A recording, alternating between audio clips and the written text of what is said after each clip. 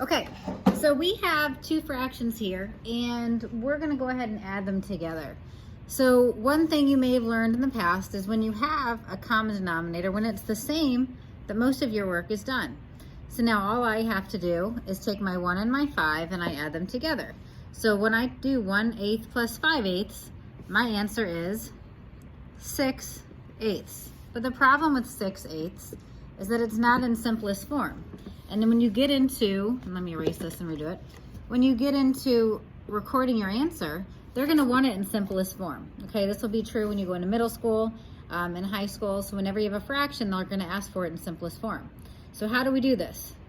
So we find the greatest common factor they have in common. So this is where I ask you guys to make a list of all the factors of your numerator and all the factors of your denominator. So all the factors of 6. Okay, so I know I have 1, I have 6, and I know I have 2 times 3. And I believe that's it for 6. Now I'm going to come to my 8. I've got 1 times 8, and I have 2 times 4. So what's the largest number they have in common? What's the largest factor, or the greatest common factor that they share?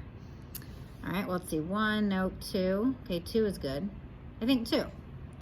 2 is the only factor other than 1 they have in common. So now I'm going to divide the top and bottom by 2. And 6 divided by 2, just so you know, it's going to be the other number it's connected to. That's a 3. And 8 divided by 2 is going to be 4.